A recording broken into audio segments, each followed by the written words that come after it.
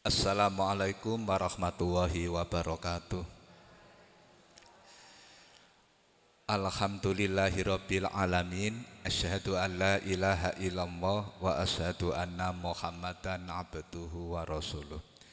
Allahumma sholli ala Muhammad wa ala ali Muhammad kama shallaita ala ali Ibrahim innaka Hamidum Majid. Allahumma barik ala Muhammad wa ala ali Muhammad kama barakta ala ali Ibrahim innaka Hamidum Majid. Ya ayyuhalladzina amanu taqullaha haqqa tuqatih wa la tamutunna illa wa antum muslimun.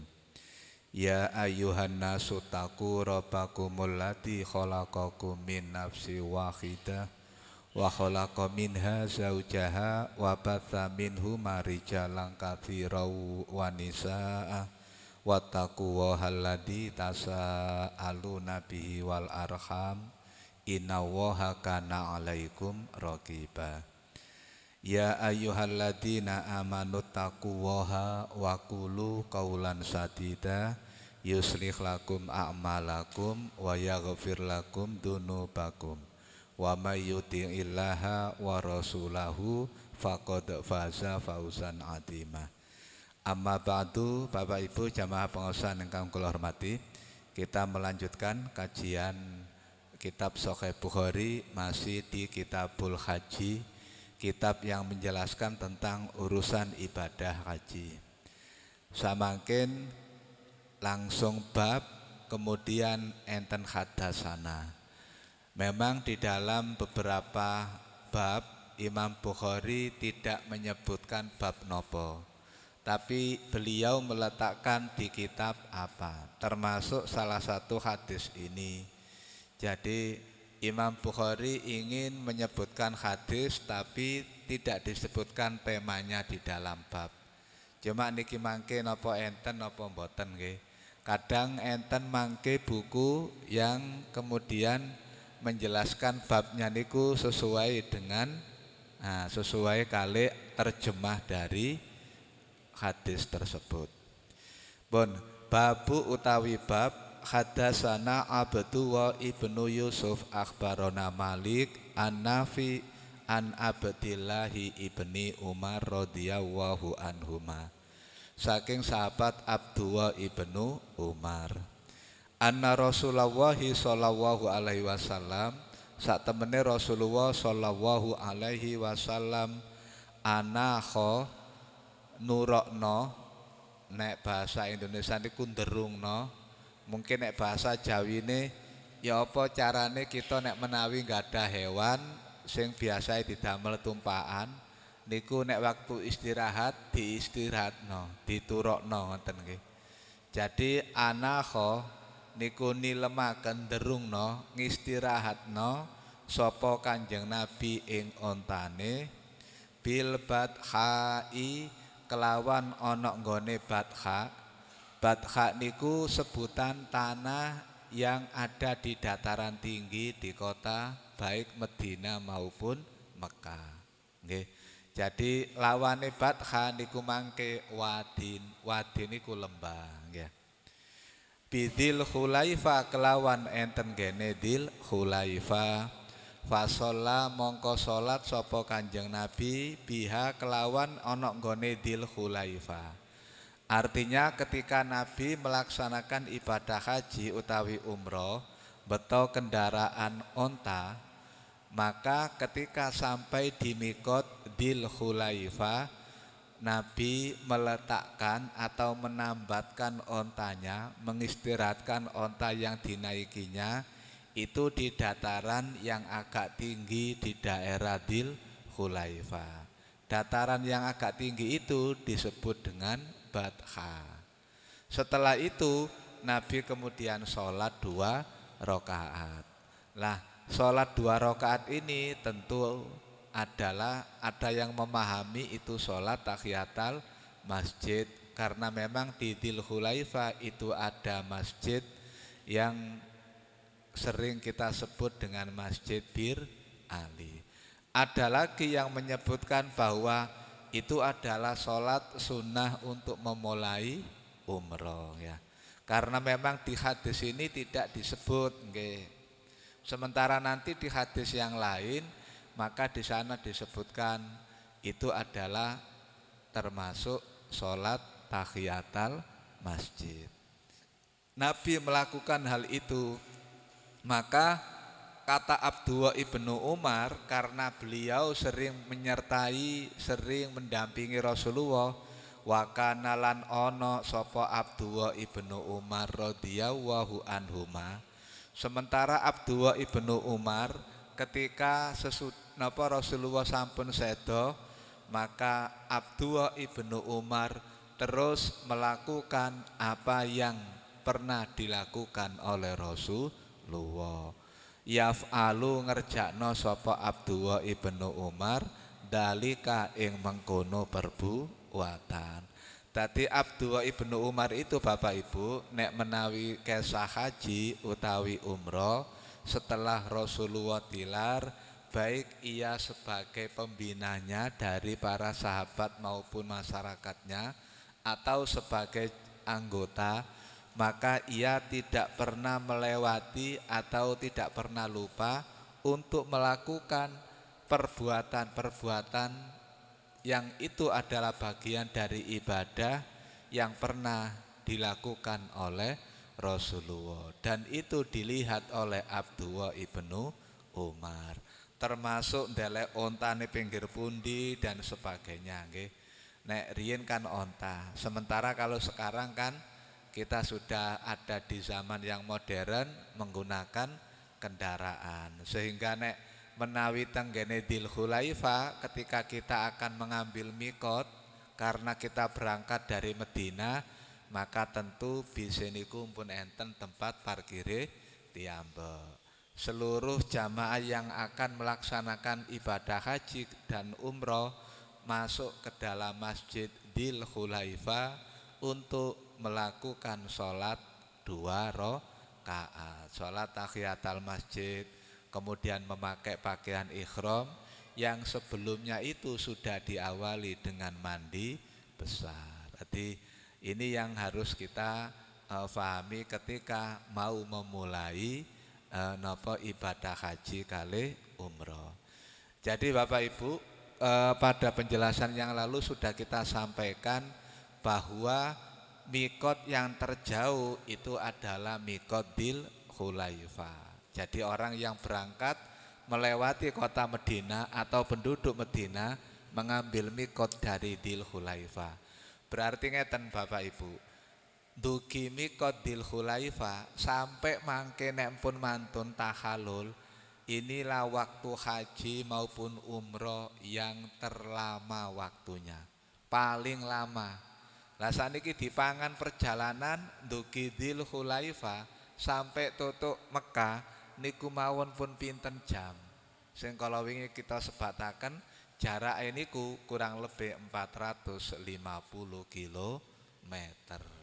Dadi dangu berangkat dugi Dzul Khulaifah mantun sholat duhur, nanti sampai di Mekah perjalanan lancar insya Allah sampai pukul 8 kurang lebih. Tadi saged panjenengan bayangaken antara pinten niku 7 sampai 8 jam. Niku sik dereng ngelakoni syariat ibadah haji atau umroh setelah memakai baju ihram. Berarti masih membaca kalimat-kalimat talbiyah, masih berzikir, membaca kalimat-kalimat thayyibah sebagaimana yang diajarkan oleh Rasulullah. Sementara nek menawi kita mangke mungkin ketika menjadi penduduk Mekah atau melewati jalur lain selain jalur kota Medina, maka mikotnya tidak sejauh di Dzul Khulaifah, sehingga kemudian bisa melaksanakan haji utawi umroh yang waktunya relatif lebih singkat. Lah ini saya sampaikan terkait dengan apa yang disampaikan Rasulullah niki yang dilakukan. Nabi tahu betul perjalanan dari Dzul Khulaifah menuju Mekah niki tasik tebih. Karena jauh, Nabi mengistirahatkan kendaraane nggih untoe kala wau. Sampai dikengken tilem, diturokno ibarate. Istirahat to awakmu mari melakukan perjalanan cukup jauh, nanti akan kita tempuh kembali menuju ke Mekah. Nggih dangu mungkin nek saniki namung 7 atau 8 jam. Lah nek zamane Rasulullah nggih menaiki onta munggah gunung, turun gunung membutuhkan waktu berhari-hari untuk menempuh. Lah niku posisi memakai pakaian ihram. Makanya di zaman Rasulullah Bapak Ibu berat melakoni ibadah haji kali umroh. Berangkat bersama dengan suami istri, mantun memakai pakaian ihram, berhari-hari tidak boleh berkumpul atau melakukan hubungan suami istri. Sampai baru boleh kalau sudah selesai ibadah haji atau umroh dengan ditandai melakukan takhallul. Nek saniki nggih niku wau paling lama nek perjalanane wau 8 jam, ibadahe dilampahi nek lancar nggih antara 2 sampai 3 jam. Berarti pun pinten niku wau. Nek menawi 3 kurang lebih 11 jam. Jadi niki nek menawi mundhut mikote saking Dzul Khulaifah. Dadi mulai awal memakai baju ihram, membaca kalimat talbiyah sampai nanti tahalul kurang lebih butuh waktu 11 jam. Makanya panjenengan pun bingung ngeten. Jarene umroh iku gelis. Mari ngoten ana maneh sing ngarani umroh niku suwe. Niki nek misale umroh, nek haji tentu memang lama. Lama dan singkatnya waktu umroh itu ditentukan dari mana mengambil mikot. Ndugi tempatin damel baju ihram wae lho. Nek menawi damel baju ihram niku ndugi mikot sing enten ngene sekitar kota Mekah, ndugi Tanim atau Masjid Siti Aisyah, Jirona nggih, Juhfa, maka niki mboten lami. Perjalanan dari tempat mikot menuju Mekah bisa ditempuh kurang lebih waktu 1 jam bahkan kurang. Sehingga tidak membutuhkan waktu yang lama untuk menyelesaikan ibadah umroh. Tapi nek menawi mundut saking Dzul Khulaifah niki pun memang harus lama niku. Dangu nggih niku wau kurang lebih butuh waktu 12 jam, 11 sampai 12 jam. Berarti padha ambek setengah hari, nggih. Setengah hari dan niki mboten saged putus. Umpamane putus ngeten misale. Kita mengambil mikot saking Dzul Khulaifah. Tibake kemudian kita di tengah jalan karena melakukan ibadah umroh atau haji dengan istrinya.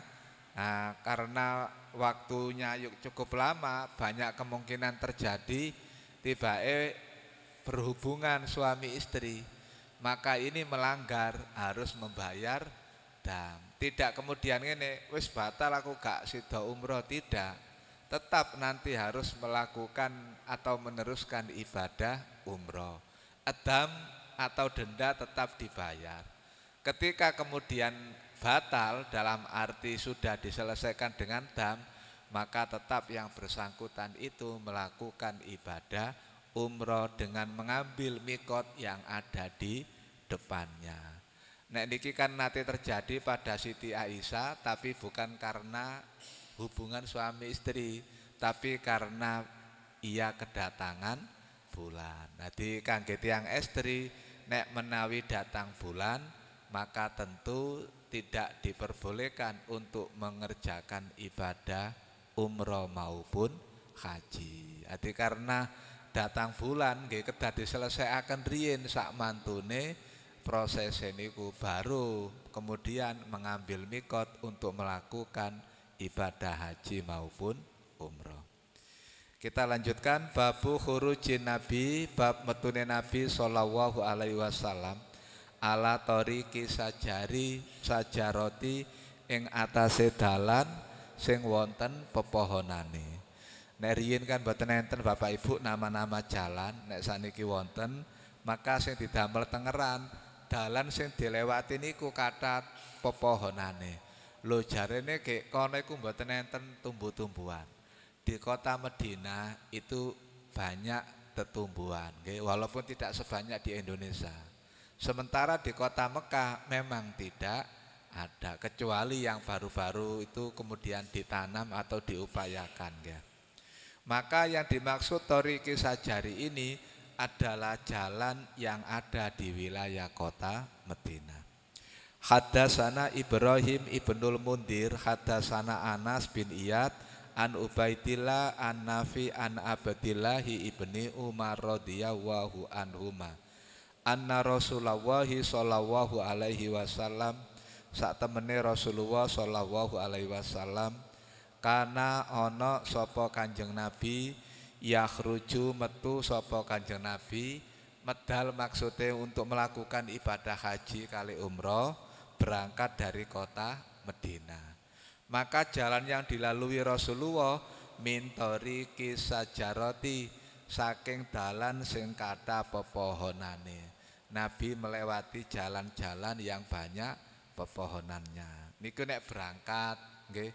Sementara wayadkhulu lan melbu sapa Kanjeng Nabi min thoriqil mu'arrasi, saking dalan mu'arros. Niki nggih namine dalan. Wau namine dalan nggih. Cuma kenapa dinamakan jalan Sajarah? Karena sepanjang jalan banyak pepohonannya. Kenapa dinamakan jalan mu'arros? Karena sepanjang jalan niki mboten wonten pepohonane, sehingga udara ini ku panas. Niki nedahaken Nabi ketika melakukan ibadah berangkat kali mantuke niku dalane mboten sami. Karena memang banyak jalan. Panjenengan kita seeling Kanjeng Nabi nek menawi melakukan ibadah sholat Id, baik Idul Fitri maupun Idul Adha, maka beliau berangkat melalui jalan yang berbeda ketika pulang dari ibadah sholat. Tadi Nabi mengambil jalan yang tidak sama waktu berangkat maupun waktu pulang. Ada tujuannya Bapak Ibu. Ketika itu memang Nabi menginginkan agar syiar Islam ini bisa dilihat oleh orang lain. Makanya berangkat haji kali umroh nggih ngoten, budale niku liwat jalan Sajarah, mantuke liwat jalan mu'arros. Ati seperti niku nggih. Ibadah salat Id nggih ngoten, Kanjeng Nabi nek menawi berangkat niku melewati jalan yang tidak sama dengan ketika dilalui pulang dari salat Id. Jadi untuk memberikan syiar terhadap napa ibadah yang dilakukan oleh Rasulullah kepada orang lain. Wa anna Rasulullah sallallahu alaihi wasallam, sak temene Rasulullah sallallahu alaihi wasallam, kana ana sapa Kanjeng Nabi ida kharaja ila Makkah, nalikane medal sapa Kanjeng Nabi kajenge tenggene kota Mekah untuk melakukan ibadah haji utawi ibadah umroh, maka yusolli salat sapa Kanjeng Nabi fi masjidis Sajarah, ing dalem masjid Sajarah. Masjid napa Sajarah wingi? Sing Senen kala wingi lho. Nama lainnya Masjid Sajarah niku masjid napa? Lali. Nggih, Masjid Bir Ali, nggih.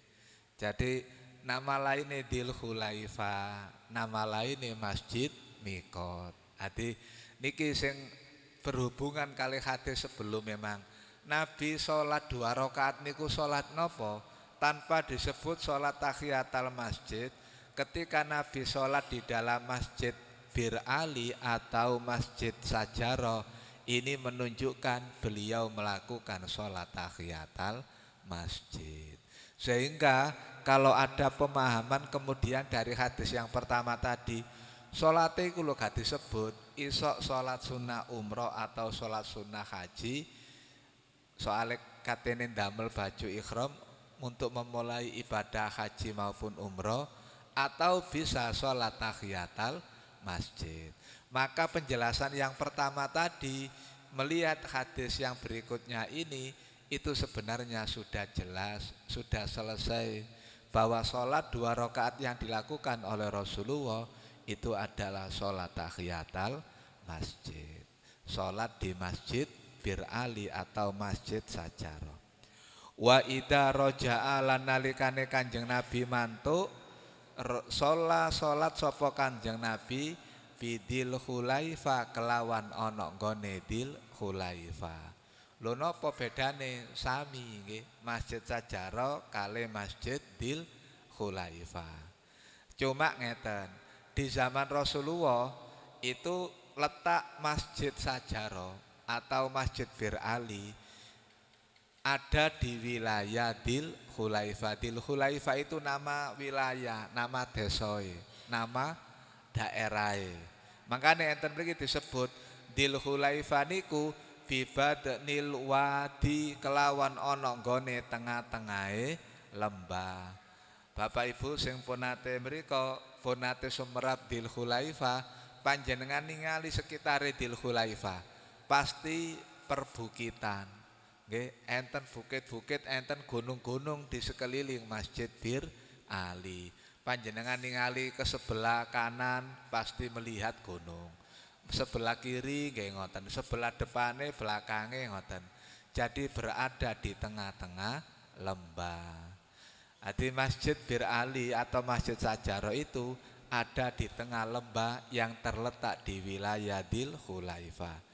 Ketika Nabi pulang, Nabi juga melewati Masjid Dil Khulaifa. Beliau juga sholat tahiyatul masjid. Pada hadis yang lain, Bapak Ibu, Nabi nggih sanjang, Nabi niku nek menawi mantuk saking bepergian, beliau tidak masuk ke dalam rumah lebih dulu.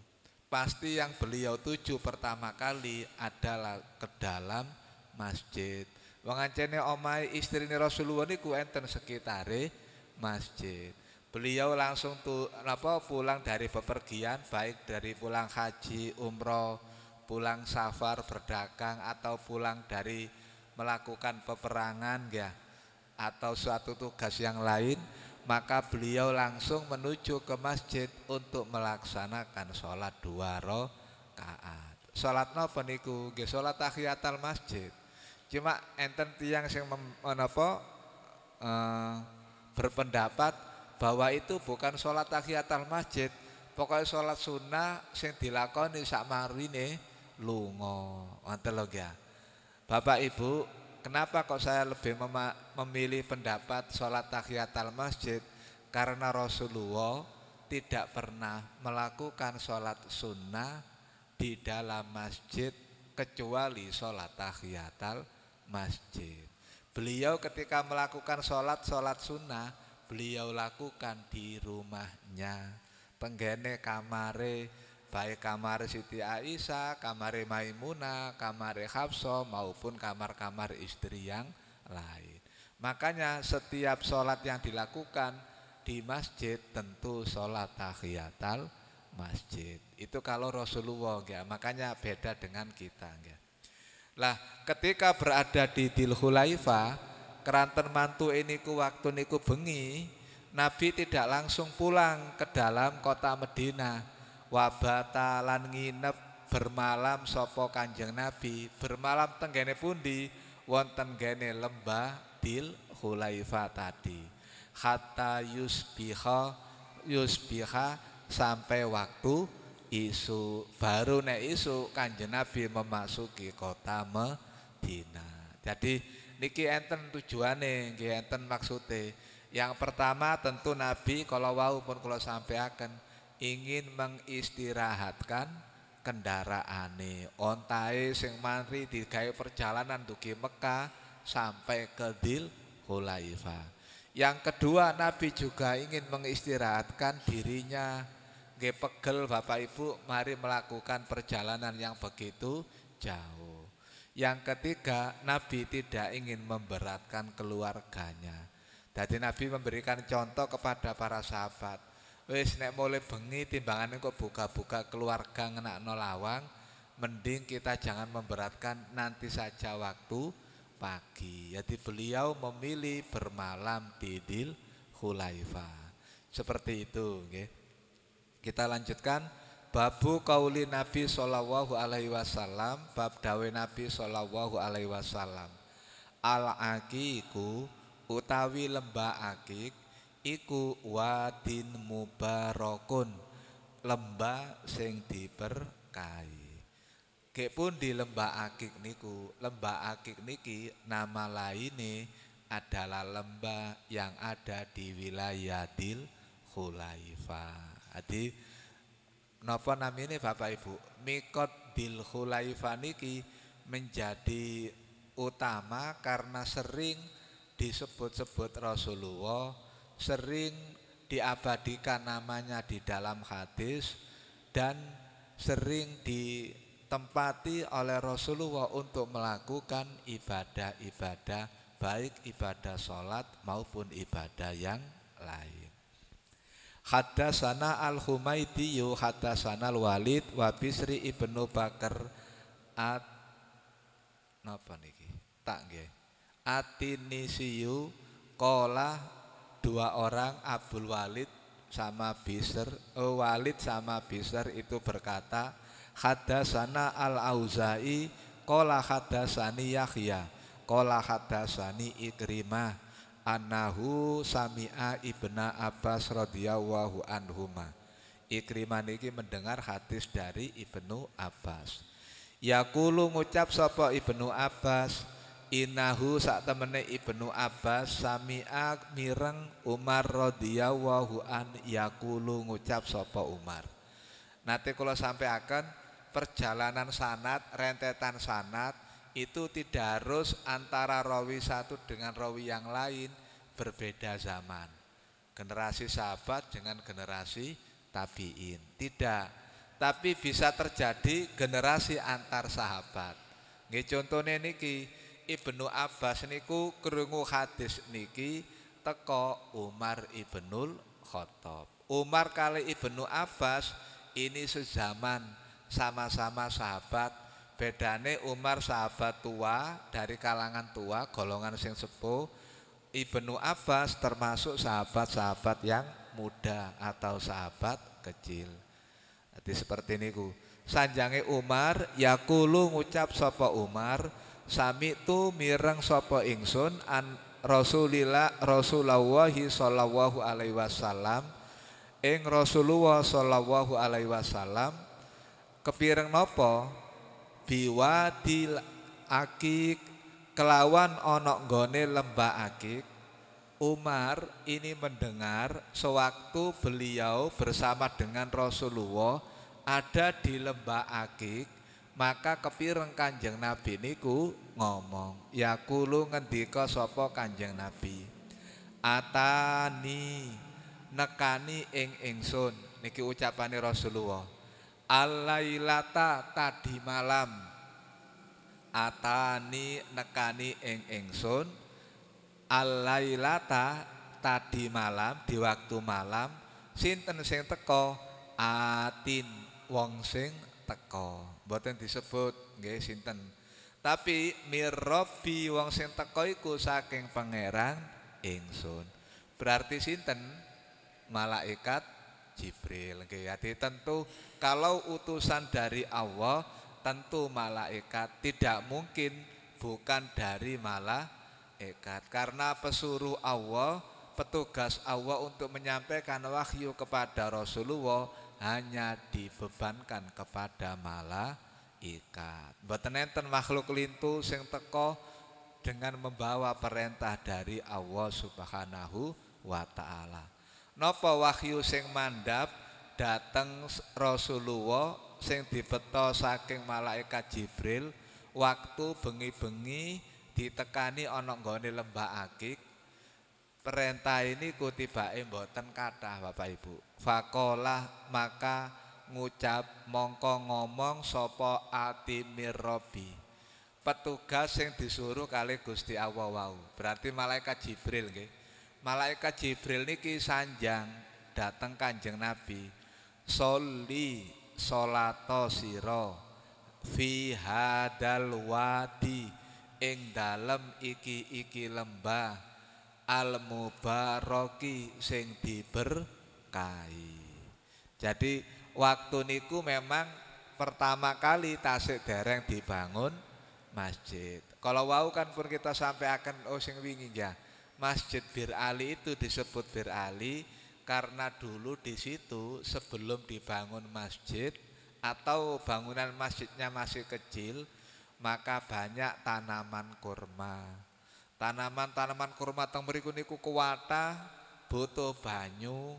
Pada zaman Khalifah Ali bin Abi Thalib menjabat, beliau membuat banyak sumur di wilayah itu untuk diambil airnya digunakan sebagai bahan menyiram tanaman kurma. Aire dugi sumur wau dipundhut kangge nyirami kurma. Makanya disebut sumur atau sumur napa namine disebut Masjid Bir Ali. Bi'run niku sumur, jamae ya. Jadi banyaknya sumur yang ada di situ yang dibuat pada masa Khalifah Ali bin Abi Thalib, ini yang kemudian menjadi nama dari Masjid Bir Ali. Saat ini sumur-sumur itu sudah diuruk pun didamel area masjid sedanten. Kemudian airnya itu sudah diambil melalui jalur yang lain digunakan untuk menyiram tanaman kurma yang ada di sekitar masjid. Enten gene sekitar Masjid Bir Ali niku kan pinggirannya kuwata tanaman kurma nggih ya. Mari ngoten teng bagian dalam niku nggih tanaman kurma kuwata. Nggih uwohe nggih kuwata nggih.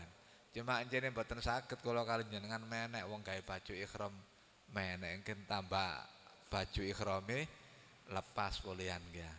Be kepingin mundut kurma. Kita lanjutkan.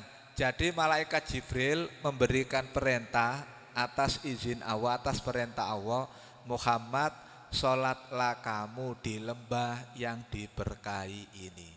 Maksud dari Wadil Mubarak itu adalah lembah Akik yang ada di Dzul Khulaifah.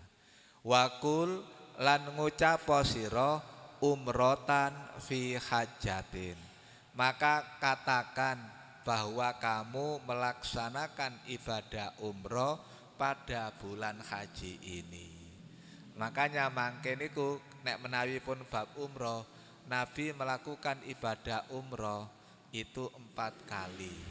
Semuanya itu ada di bulan-bulan haji. Sementara di hadis yang lain ada yang mengatakan 4 kali Nabi melakukan ibadah umroh, yang 3 ada di bulan haji, yang 1 di luar bulan-bulan haji.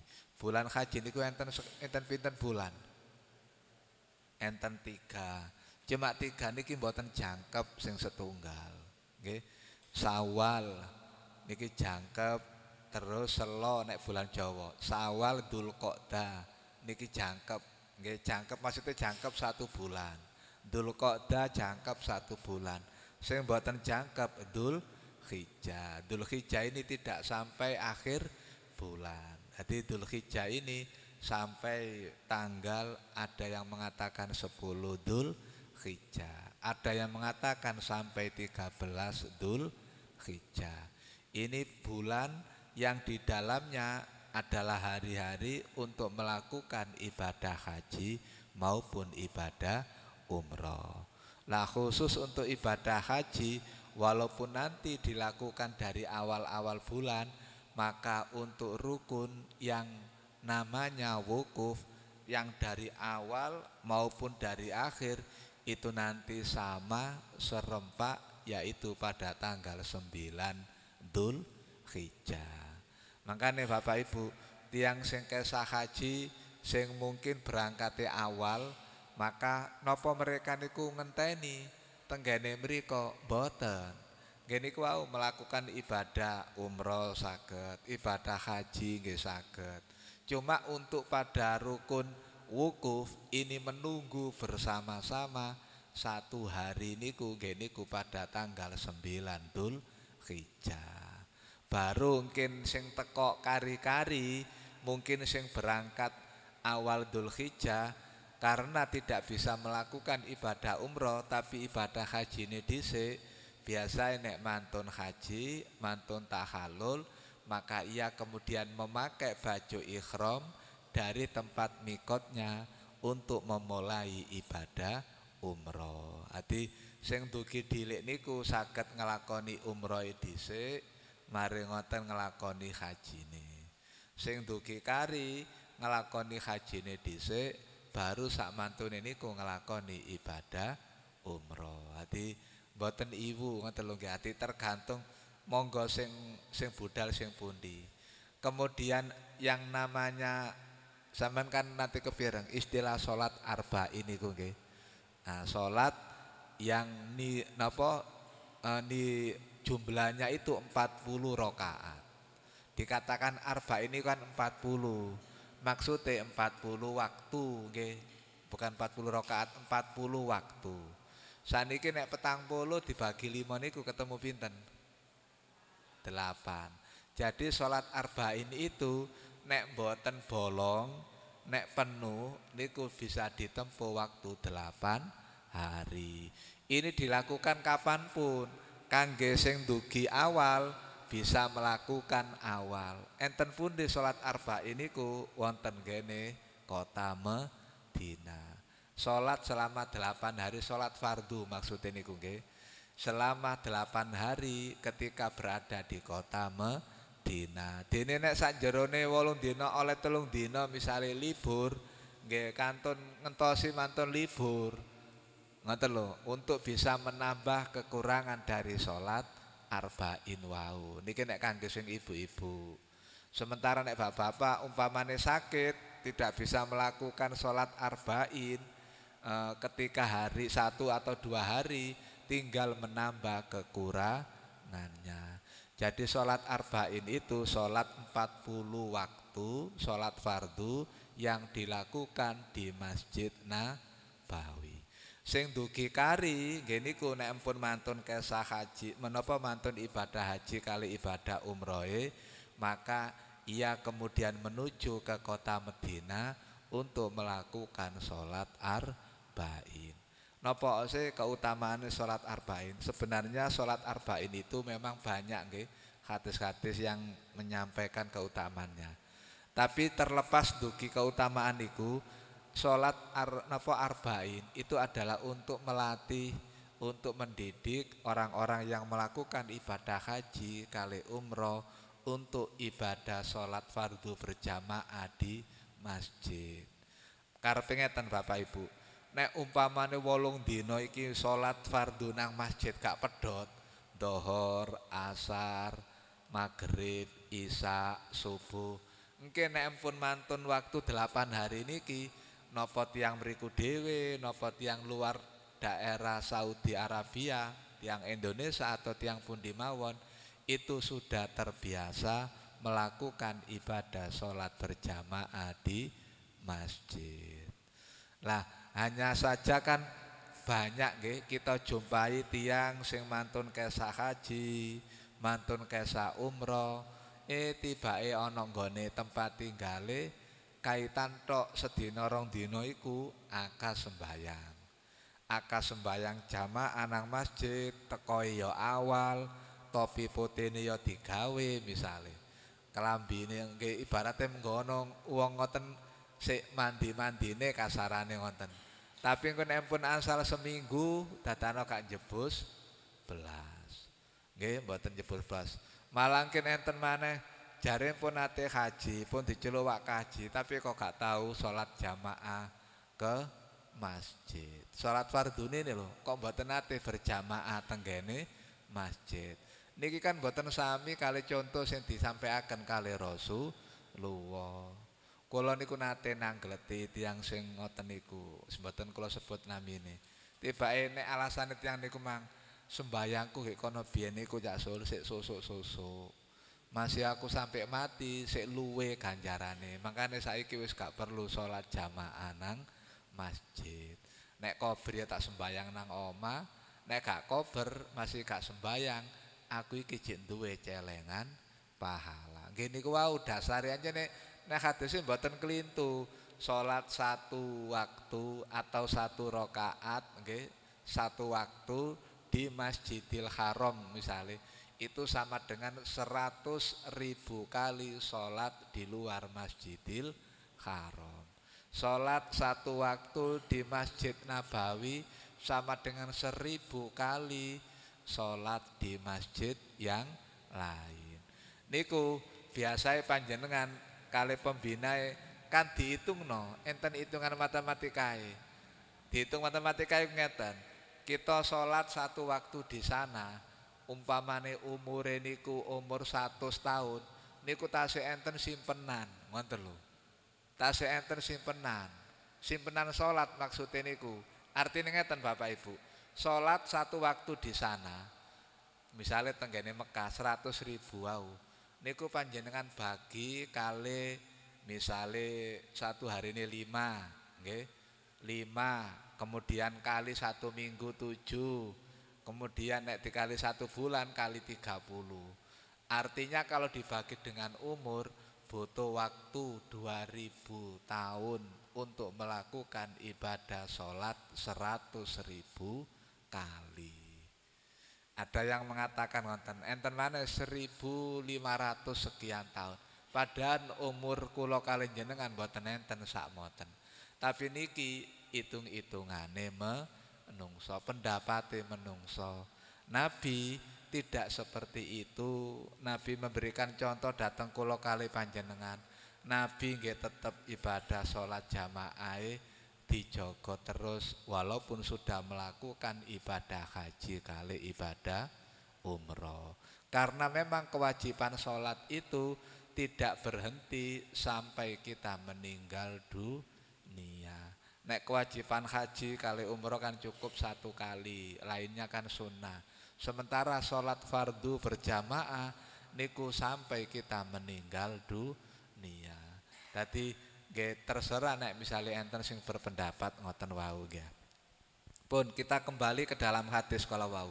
Jadi Nabi ketika ada di Dzul Khulaifah atau Wadil Mubarak, beliau didatangi oleh malaikat Jibril, kemudian menyampaikan wahyu. Isi dari wahyu yang disampaikan adalah perintah sholat di lembah yang diberkahi, kemudian diniati untuk melakukan ibadah umroh pada bulan-bulan haji atau pada ibadah haji yang akan dilakukan.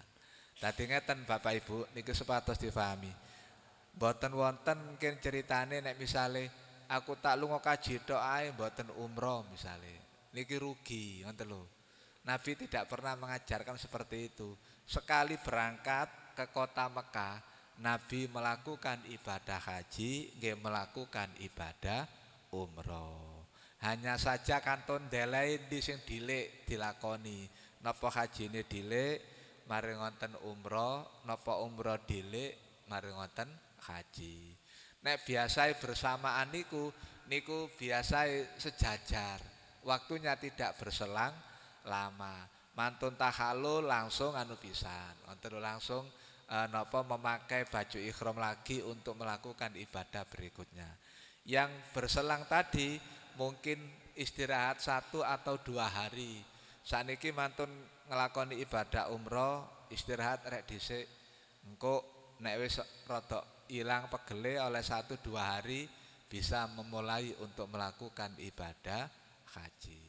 Cuma nanti terkait dengan rukun untuk wukuf itu memang bersama ya. Sementara sa'i napa namine tawaf, itu bisa dilakukan secara bergantian.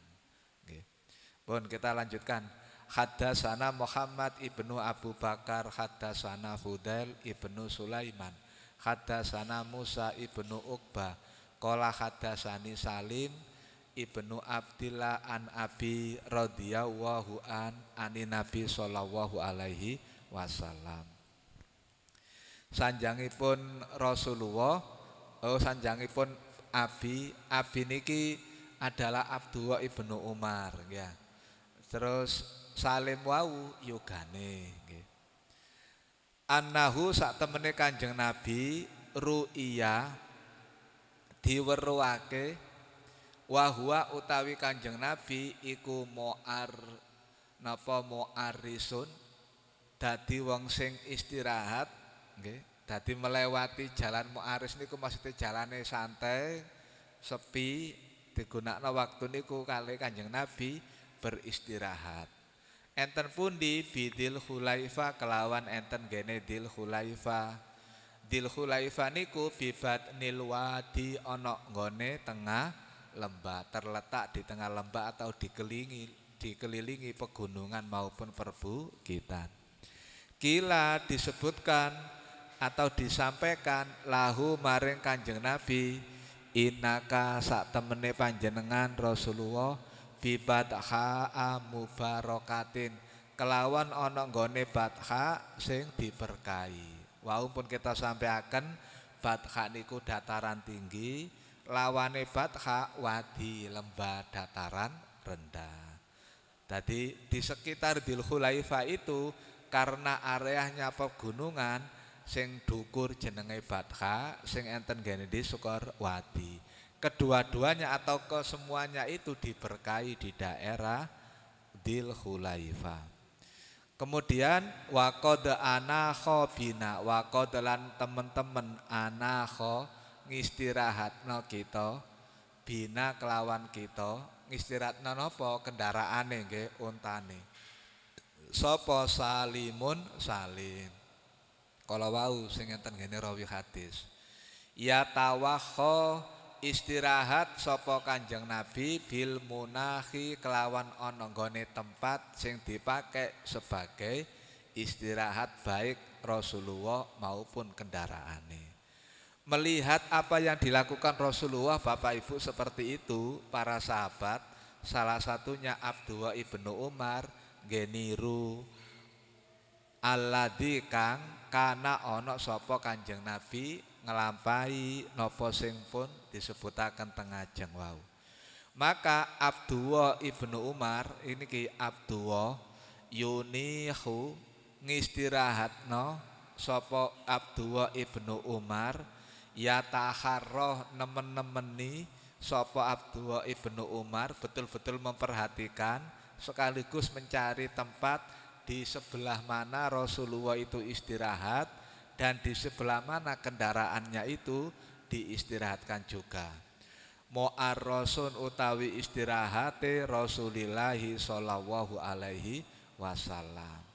Tibae istirahate Kanjeng Nabi niku wahwa utawi Kanjeng Nabi iku asfalu minal masjidi ana nggone sebelah ndisore wilayah masjid alladzi bibat nilwadi sing enten gene tengahe lembah. Karena tadi dataran ini ku Bapak Ibu perbukitan, masjid kali ana rada ndukur titik, di sore ini kita sing enten tanahe. Nabi beristirahat, baik beliau maupun kendaraannya. Beliau Nabi mawon nggih. Nabi beristirahat di bawah masjid, sementara kendaraannya niku enten gene batha. Dataran tinggi yang ada di atas masjid. Karena kan tanah miring ngoten lho Bapak Ibu nggih. Di pegunungan kan ngenten. Lembahe tenggene ndisor tiyambak. Seperti niku. Maka selanjutnya wabaina toriki lan antarane dalan wasatun utawi ana tengah mindalika saking mengkono-mengkono panggonan sing enten gene Dzul Hulaifa. Jadi Kanjeng Nabi itu ada di antara jalan-jalan yang ada di tengah-tengah perbukitan Dzul Hulaifa wau. Dukure Kanjeng Nabi niku masjid, kemudian Kanjeng Nabi ada di sebelah bawahnya istirahat, sementara ontanya ada di Fathah diletakkan di dataran yang lebih tinggi.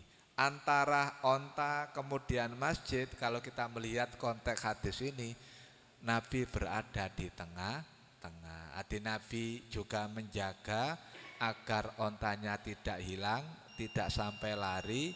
Sementara beliau juga tidak terlalu jauh dari masjid Dzul Hulaifa atau masjid Bir Ali, masjid Sajarah, guna melakukan ibadah sholat untuk memulai ibadah haji maupun umroh, sholat tahiyatul masjid niku. Lah Bapak Ibu ingkang kula hormati, sampai di hadis niki wonten sing ditangletaken. Insyaallah niki ingkang kita lajengaken badhe dateng mawon. Niki hadisnya rada panjang ya. walaupun hampir sama nggih.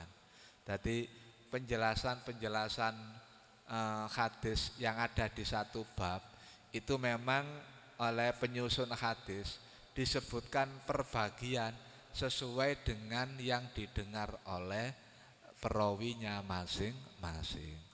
Kemudian kalau kita ingin menyatukan, ingin memahami secara keseluruhan, maka harus mempelajari semuanya. Baru nek pun diwaca kabeh ero. Kados nika wau, salat apa Nabi kok ana nggone Masjid Bir Ali, ana nggone Dzul Khulaifah. Nek kita berhenti pada satu hadis itu, kita masih belum tahu namanya. Tapi kalau kita sambil membaca hadis yang lain pada bab yang sama, baru akan kita dapati sholat yang dilakukan Rasulullah itu adalah sholat tahiyatul masjid. Jadi seperti itulah Imam Bukhari maupun imam-imam hadis yang lain menyusun hadis ini tidak menambah, tidak mengurangi, tapi disesuaikan dengan apa yang beliau dengar dari rawi yang ada di sanad hadis. Wonten sing tanggetaken? Sampun, mboten enten. Ibu enten. Oh, mboten napa-napa nggih. Kula tutupin iki. Nggih. Dados terkait hari Jumat, nggih. Hari Jumat itu beda dengan hari-hari yang lain. Ya, kula sakderenge menjawab niku sedikit kula menjelaskan. Bapak Ibu, menawi kula kalih panjenengan niki salat fardu berjamaah, antara waktu yang satu dengan waktu yang lain ini adalah pelebur, salah satu manfaatnya nggih, pelebur dari kesalahan yang kita lakukan di dua waktu salat itu. Contoh, kula kalih panjenengan salat fardu berjamaah nggih, zuhur di masjid. Maka salat fardu zuhur ini kalau sudah kita lakukan menurut salah satu hadis yang sahih di Bukhari ngenten, ini adalah pelebur dosa dari yang sudah kita lakukan di antara waktu subuh sampai zuhur. Mari ngoten mantun zuhur mungkin kita bermasyarakat, kita beraktivitas, mboten luput dugi salah, dugi kelintu. Mangke waktu sholat asar kita lampahi berjamaah akan dihapus, dilebur ya. Jadi seperti niku. Makanya Kanjeng Nabi membuat perumpamaan ngeten. Aku takok awakmu ya. Aku takok awakmu kabeh sahabat. Umpama ana nggone ngarepe omamu, ada yang menyebut dengan istilah naharun. Ada sungai yang airnya bersih mengalir.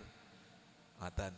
Terus awakmu iku bendina adus ping 5 ana nggone ngarepe omamu gek kali sing bersih. Kira-kira engko ana areget sing nemplek nang nggone awakmu sing mantun adus wau. Waktu niku para sahabat menjawab, mboten enten Kanjeng Nabi wong adus sedinten ping gangsal. Wong kita adus sedina ping 3 wae seger umpamane.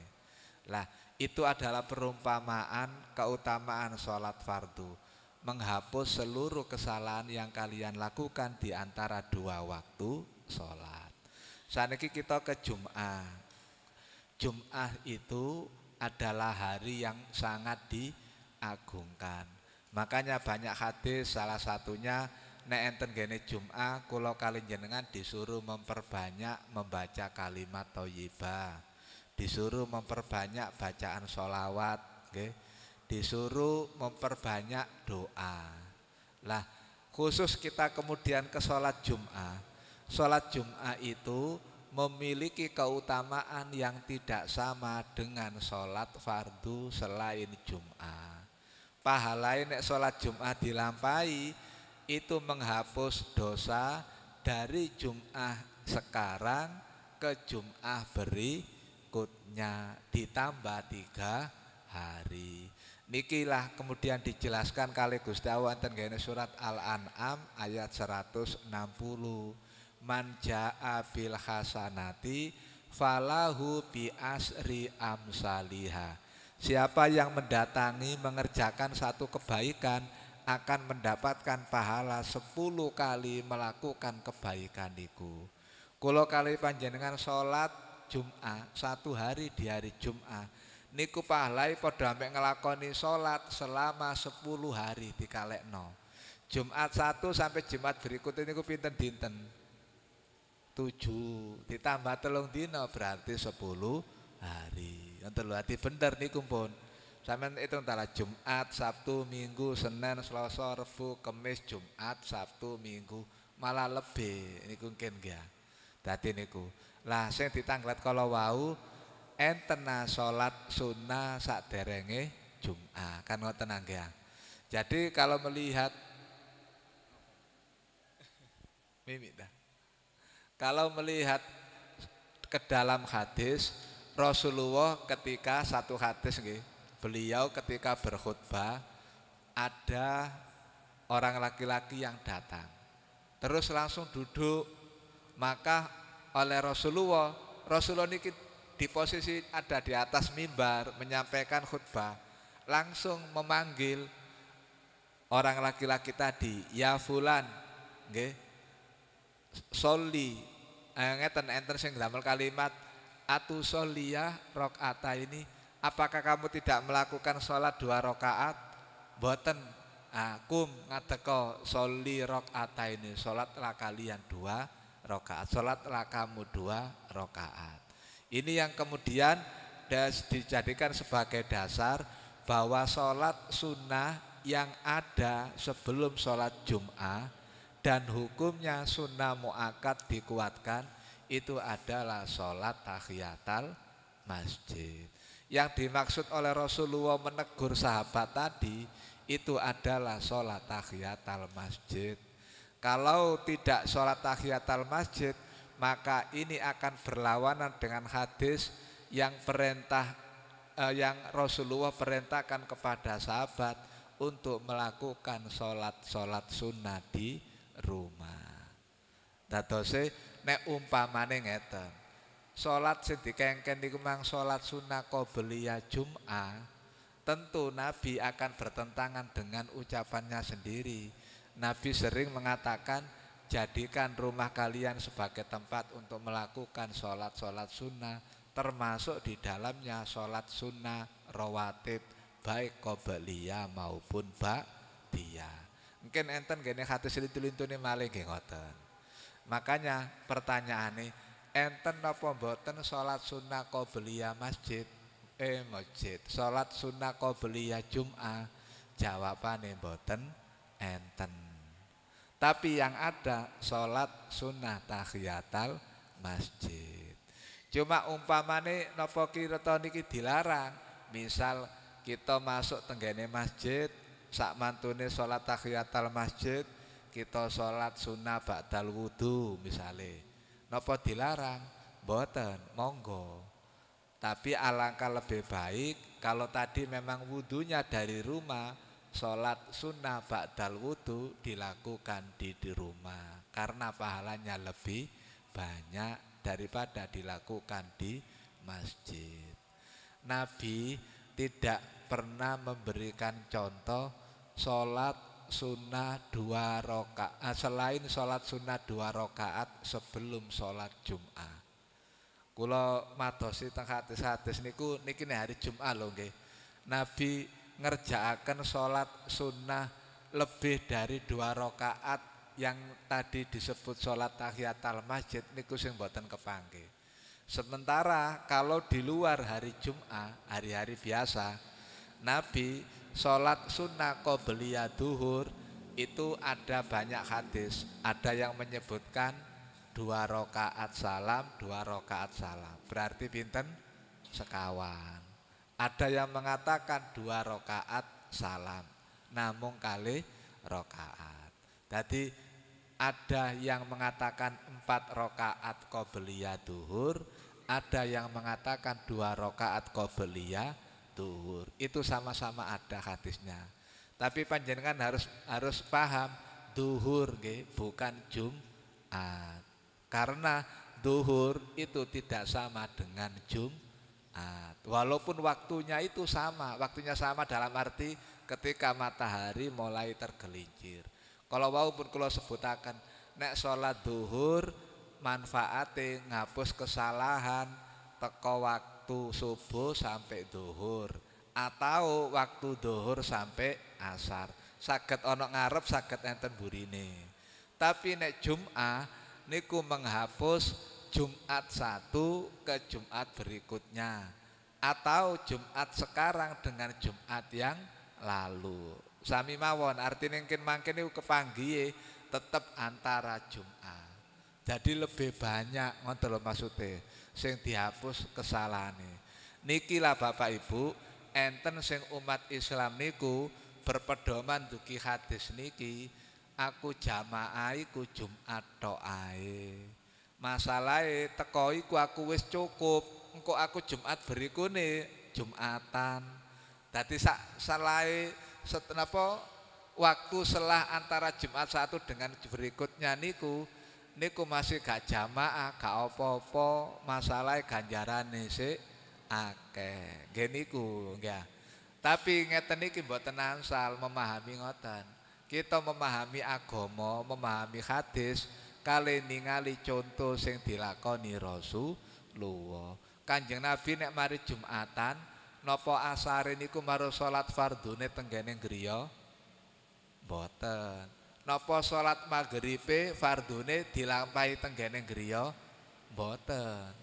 Dadi Nabi walaupun mantun Jumatan, salat asar, salat maghrib, isya, subuh dina Jumat iku nggih dilampahi tenggene masjid.